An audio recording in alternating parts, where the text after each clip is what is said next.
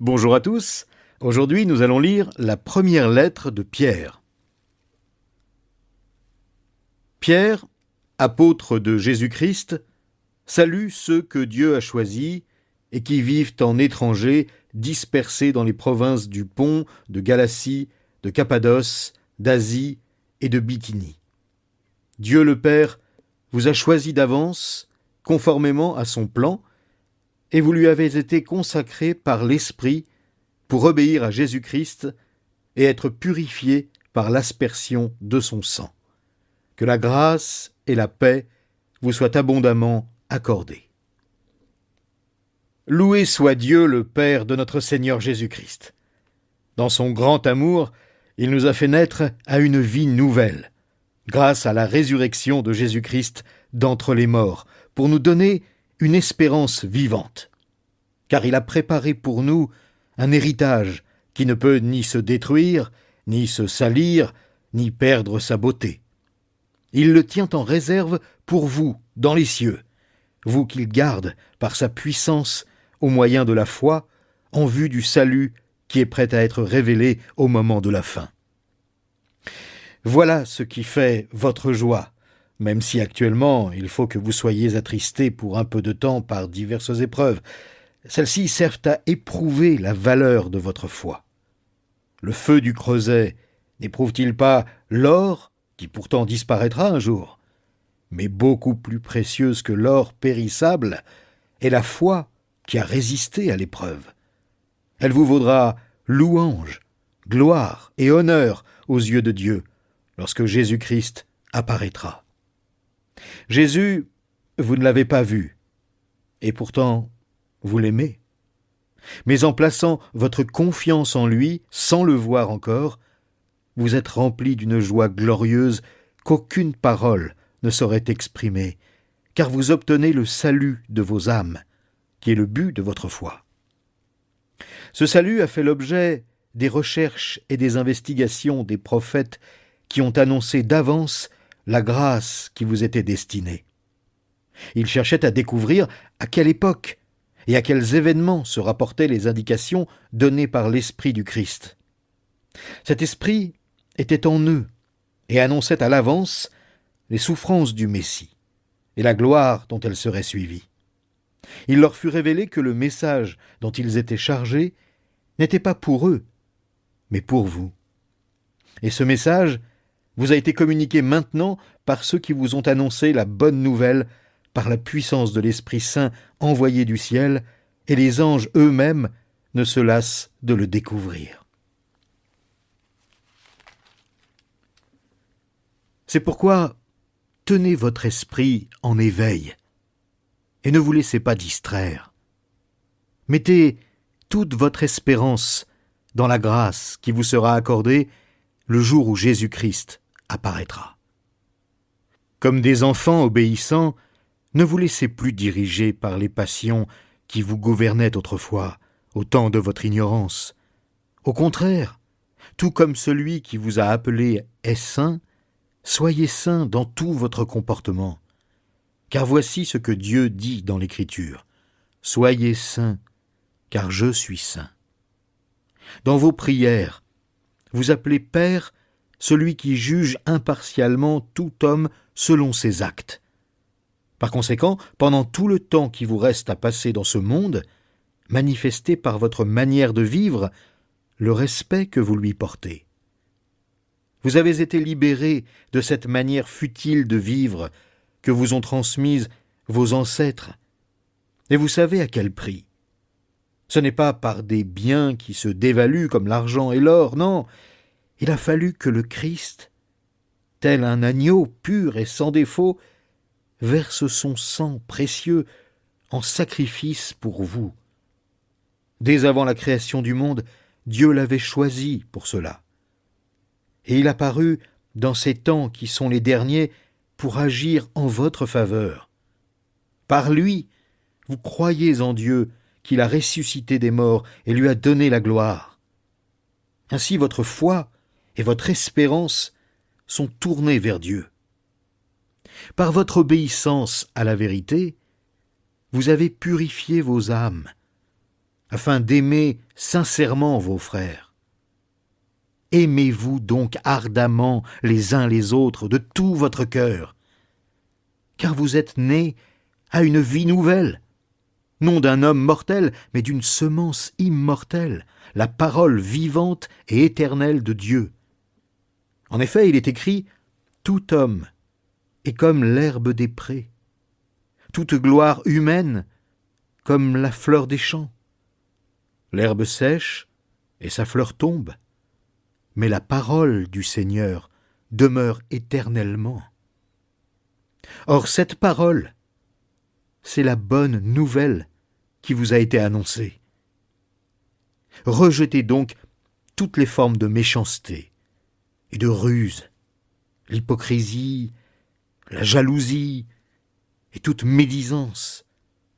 Comme des enfants nouveau-nés, désirez ardemment le lait pur de la parole, afin qu'il vous fasse grandir en vue du salut, puisque, comme dit l'Écriture, vous avez goûté combien le Seigneur est bon. Il est la pierre vivante que les hommes ont rejetée, mais que Dieu a choisie à cause de sa grande valeur. Approchez-vous donc de lui, et puisque vous êtes vous aussi des pierres vivantes, édifiez-vous pour former un temple spirituel et pour constituer un groupe de prêtres consacrés à Dieu, chargés de lui offrir des sacrifices spirituels qu'il pourra accepter favorablement par Jésus-Christ. Voici en effet ce qu'on trouve dans l'Écriture à ce sujet.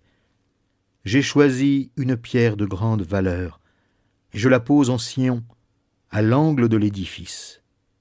Celui qui met en elle sa confiance ne connaîtra jamais le déshonneur. » Pour vous donc qui croyez, l'honneur.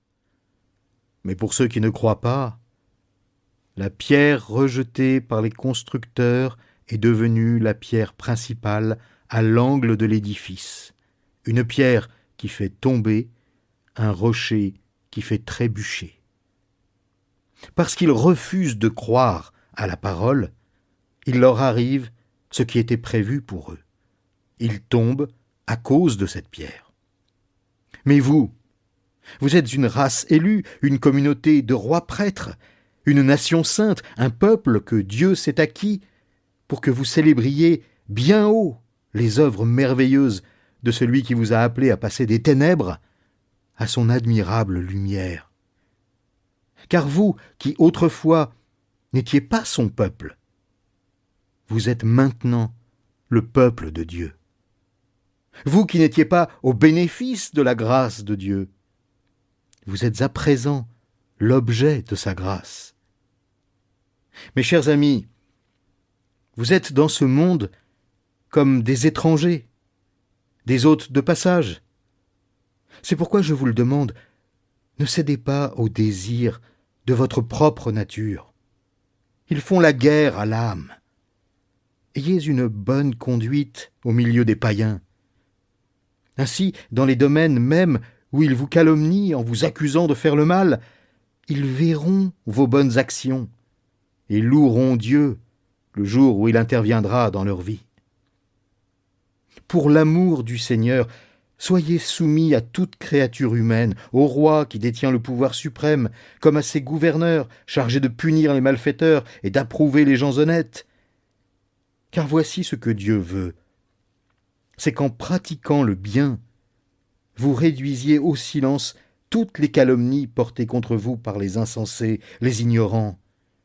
Vous agirez ainsi en homme libre, sans faire pour autant de votre liberté un voile pour couvrir une mauvaise conduite, car vous êtes des serviteurs de Dieu. Témoignez à tout homme le respect auquel il a droit. Aimez vos frères en la foi. Adorez Dieu. Respectez le roi. Serviteurs, soumettez-vous à votre maître avec tout le respect qui lui est dû, non seulement s'il est bon et bienveillant, mais aussi s'il est dur. En effet, c'est un privilège que de supporter des souffrances imméritées par motif de conscience envers Dieu. Quelle gloire y a-t-il en effet à endurer un châtiment pour avoir commis une faute ? Mais si vous endurez la souffrance pour avoir fait le bien, c'est là un privilège devant Dieu. C'est à cela que Dieu vous a appelé, car le Christ aussi a souffert pour vous, vous laissant un exemple pour que vous suiviez ses traces. Il n'a commis aucun péché, ses lèvres n'ont jamais prononcé de mensonge. Injurié, il ne ripostait pas par l'injure. Quand on le faisait souffrir, il ne formulait aucune menace, mais remettait sa cause entre les mains du juste juge. Il a pris nos péchés sur lui et les a portés dans son corps, sur la croix, afin qu'étant morts par rapport à nos péchés, nous menions une vie juste. Oui, c'est par ces blessures que vous avez été guéris, car vous étiez comme des brebis errantes, mais à présent, vous êtes retournés vers le berger et le gardien de vos âmes. Vous de même, femmes, soyez soumises à vos maris, pour que si certains d'entre eux ne croient pas à la parole de Dieu, ils soient gagnés à la foi sans parole, par votre conduite, en observant votre attitude respectueuse et pure. Recherchez non pas la beauté que donne une parure extérieure, cheveux habilement tressés, bijoux en or, toilettes élégantes, mais celle qui émane de l'être intérieur, la beauté impérissable d'un esprit doux et paisible, à laquelle Dieu attache un grand prix. Car c'est ainsi que se paraient autrefois les saintes femmes qui plaçaient leur espérance en Dieu, et elles étaient soumises à leur mari. Tel était par exemple le cas de Sarah. Dans son obéissance à Abraham, elle l'appelait « Mon Seigneur ». C'est d'elle que vous êtes les filles, si vous faites le bien sans vous laisser troubler par aucune crainte. Vous de même, Marie, vivez avec vos femmes, en faisant preuve de discernement. Elles ont une nature plus délicate. Traitez-les avec respect. Elles doivent recevoir avec vous la vie que Dieu accorde dans sa grâce. Agissez ainsi afin que rien ne vienne faire obstacle à vos prières. Enfin, visez tous le même but. Partagez vos peines. Aimez-vous comme des frères et des sœurs. Soyez bons, soyez humbles. Ne rendez pas le mal pour le mal, ni l'injure pour l'injure. Répondez au contraire par la bénédiction. Car c'est à cela que vous avez été appelés, afin de recevoir vous-même la bénédiction que Dieu vous réserve. Car celui qui veut aimer la vie et voir des jours heureux doit veiller sur sa langue, pour ne faire aucun mal par ses paroles, et pour qu'aucun propos menteur ne passe sur ses lèvres. Qu'il fuit ce qui est mal et qu'il fasse le bien, qu'il recherche la paix avec ténacité, car les yeux du Seigneur se tournent vers les justes. Il tend l'oreille à leurs prières, mais le Seigneur s'oppose à ceux qui font le mal. D'ailleurs, qui vous fera du mal si vous vous appliquez avec zèle à faire ce qui est bien? Et même s'il vous arrivait de souffrir parce que vous faites ce qui est juste, vous seriez heureux. Ne craignez pas les hommes. Ne vous laissez pas troubler. Reconnaissez dans votre cœur le Seigneur, c'est-à-dire le Christ, comme le Saint. Si l'on vous demande de justifier votre espérance, soyez toujours prêt à la défendre, avec humilité et respect, et veillez à garder votre conscience pure. Ainsi, ceux qui disent du mal de votre bonne conduite, qui découle de votre consécration au Christ, auront à rougir de leur calomnie. Car il vaut mieux souffrir en faisant le bien, si telle est la volonté de Dieu, qu'en faisant le mal. Le Christ lui-même a souffert la mort pour les péchés, une fois pour toutes. Lui, l'innocent, il est mort pour des coupables, afin de vous conduire à Dieu. Il a été mis à mort dans son corps, mais il a été ramené à la vie par l'Esprit. Par cet Esprit, il avait déjà prêché aux hommes, maintenant prisonniers du séjour des morts, qui autrefois s'étaient montrés rebelles, alors que Dieu faisait preuve de patience pendant que Noé construisait le bateau. Un petit nombre de personnes, 8 en tout, furent sauvées à travers l'eau. C'est ainsi que vous êtes sauvés maintenant, vous aussi. Ces événements préfiguraient le baptême. Celui-ci ne consiste pas à laver les impuretés du corps, mais à s'engager envers Dieu avec une conscience pure. Tout cela est possible grâce à la résurrection de Jésus-Christ, qui depuis son ascension siège à la droite de Dieu, et à qui sont soumis les anges, les autorités et les puissances célestes. Ainsi donc, puisque le Christ a souffert dans son corps, armez-vous aussi de la même pensée. En effet, celui qui a souffert dans son corps a rompu avec le péché, afin de ne plus vivre le temps qui lui reste à passer dans son corps selon les passions humaines, mais selon la volonté de Dieu. C'est bien assez, en effet, d'avoir accompli dans le passé la volonté des païens en vous adonnant à la débauche, aux passions mauvaises, à l'ivrognerie, aux orgies, aux beuveries et aux dérèglements associés aux cultes idolâtres. Maintenant, ils trouvent étrange que vous ne vous précipitiez plus avec eux dans la même vie de débauche, et ils se répandent en calomnie sur vous. Ils en rendront compte à celui qui est prêt à juger les vivants et les morts.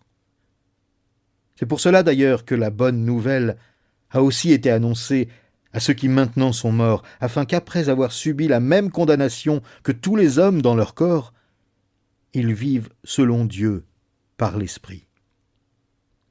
La fin de toute chose est on ne peut plus proche.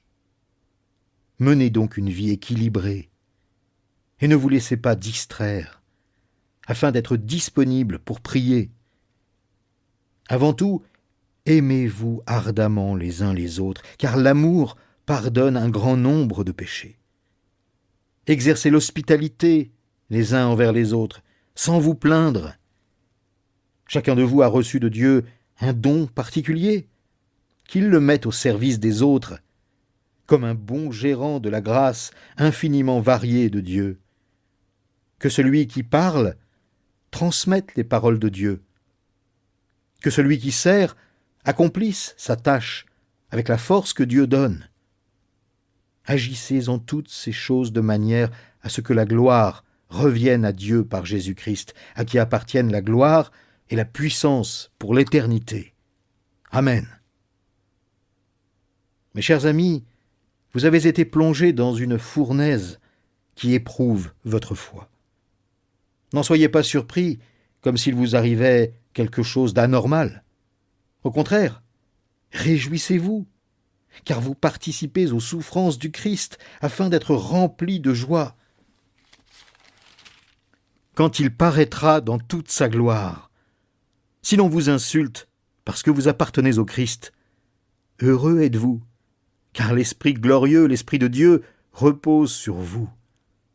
Qu'aucun de vous n'ait à endurer une punition parce qu'il aurait tué, volé ou commis quelque autre méfait, ou encore parce qu'il se serait mêlé des affaires d'autrui.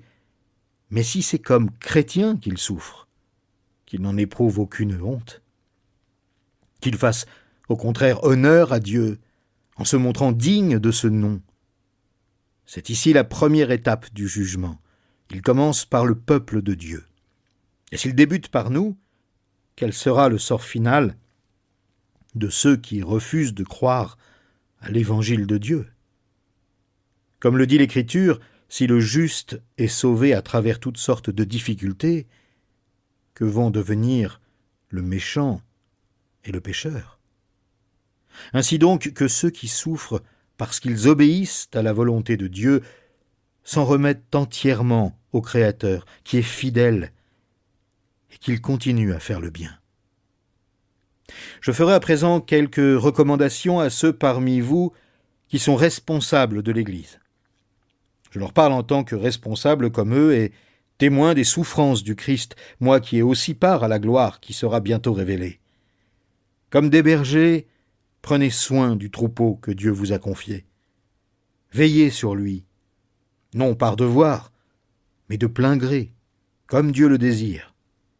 Faites-le non pour un profit matériel, mais par dévouement. N'exercez pas un pouvoir autoritaire sur ceux qui ont été confiés à vos soins, mais soyez les modèles du troupeau. Alors quand le chef des bergers paraîtra, vous recevrez la couronne de gloire qui ne perdra jamais sa beauté. Vous de même, jeunes gens, soumettez-vous aux responsables de l'Église. Et vous tous, dans vos relations mutuelles, revêtez-vous d'humilité. Car l'Écriture déclare « Dieu s'oppose aux orgueilleux, mais il accorde sa grâce aux humbles. » Tenez-vous donc humblement sous la main puissante de Dieu pour qu'il vous élève au moment qu'il a fixé. Déchargez-vous sur lui de tous vos soucis, car il prend soin de vous. Ne vous laissez pas distraire, soyez vigilants. Votre adversaire, le diable, rôde autour de vous comme un lion rugissant qui cherche quelqu'un à dévorer. Résistez-lui, en demeurant ferme dans votre foi, car vous savez que vos frères dispersés à travers le monde connaissent les mêmes souffrances. Mais quand vous aurez souffert un peu de temps, Dieu, l'auteur de toute grâce, qui vous a appelé à connaître sa gloire éternelle révélée en Jésus-Christ, vous rétablira lui-même. Il vous affermira, vous fortifiera et vous rendra inébranlable. À lui soit la puissance pour toujours. Amen. Par Sylvain, ce frère fidèle, je vous ai écrit assez brièvement pour vous encourager et vous assurer que c'est bien à la véritable grâce de Dieu que vous êtes attachés. Recevez les salutations de l'Église qui est à Babylone et que Dieu a choisie comme vous. Mon fils, Marc, vous envoie aussi ses salutations. Donnez-vous les uns aux autres le baiser fraternel. Paix à vous tous qui êtes unis au Christ.